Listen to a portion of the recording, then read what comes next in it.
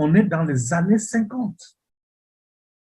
On a un noir, excusez-moi, un nègre, comme il disait à l'époque, hein, un nègre qui sort un livre. Bon, Nation nègre et culture, bon, ça va. Mais on voit des pharaons, hein, un pharaon là, noir. Hein, il a rendu, en fait, il a rendu les gens dingues. Il a rendu les gens dingues. Hein? Et il y avait un sous-titre, justement, le sous-titre, c'est de l'Antiquité nègre égyptienne aux problèmes culturels de l'Afrique d'aujourd'hui. On est en 1954. Hein? De l'Antiquité nègre égyptienne. Alors ça, c'est... On n'avait jamais entendu parler de ça. Nègre, l'Égypte nègre. En fait, il crée une bombe qui va créer une déflagration mondiale, en fait. Et justement, qui va faire que il va avoir beaucoup de problèmes, ce monsieur. Je ne sais même pas comment il a fait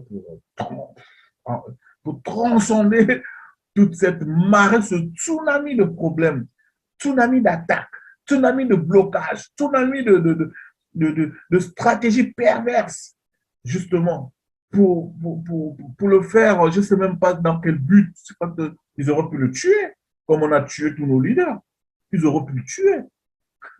Mais bon, certes, ils ont envoyé certaines milices. Hein? Aujourd'hui, on le sait.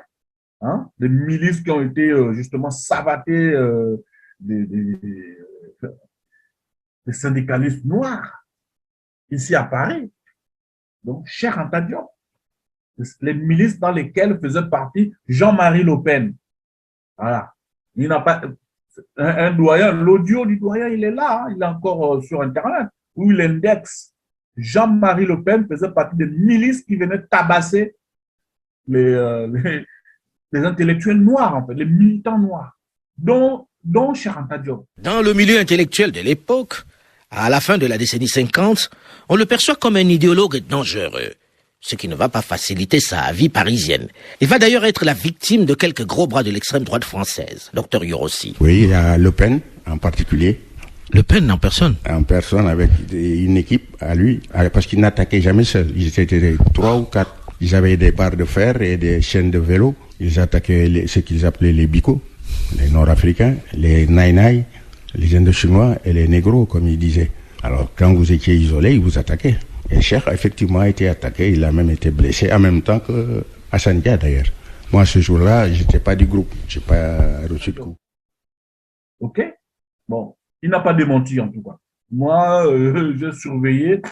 Jean-Marie Le Pen n'a pas démenti. Donc, il ne dément pas consent. Donc, si c'est faux, qu'il dément. Et que vous, les nations là, qui regardez mon live, hein, si vous avez des preuves que c'est faux, envoyez-les-moi s'il a démenti. Non, s'il a démenti.